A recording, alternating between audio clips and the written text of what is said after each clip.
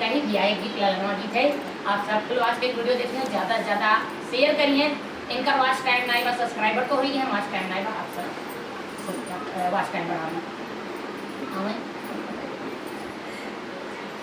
बेरी आके बेर तो है बरजीले दुल्हे, अरे बेरी आके बेर तो है बरजीले दुल्हे, अरे जीनी जाया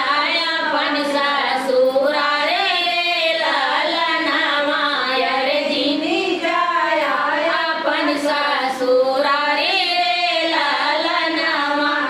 तोरी ससुरया बेटा चंचल चिरैया, अरे तोरी ससुरया बेटा चंचल चिरैया, अरे तोहर काजे ले भरा माई रे ललनवा,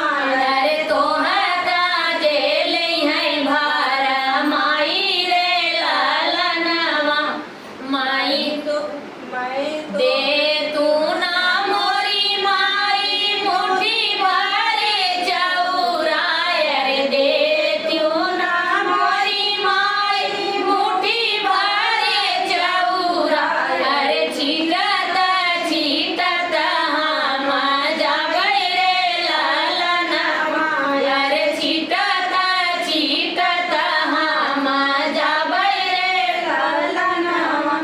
बेरी आके बेर तो है बरजे हो दुल्हे, अरे बेरी आके बेर तो है बरजे दुल्हे, अरे जीनी जाया अपन ससुर रे ललनवा, अरे जीनी जाया अपन ससुर रे ललनवा, अरे तोरी ससुरया बेटा चंचली कन्या, अरे तोरी ससुरया बेटा चंचली कन्या, अरे तोहर काजे ले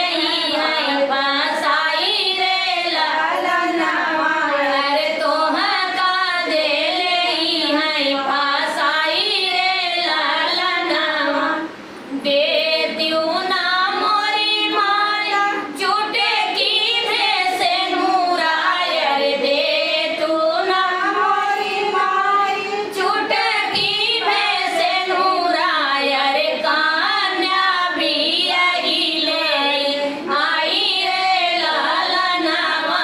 अरे कन्या भी यही ले आई रे ललनवा, बेरी आके बेर तो है बरजे हो दुल्हे, अरे जीनी जाया अपन ससुर रे ललनवा, अरे जीनी जाया अपन ससुर रे ललनवा। कैसे लगे भैया बहनी कमेंट में जरूर बताइए, और बहन आए के लाज बचाइए।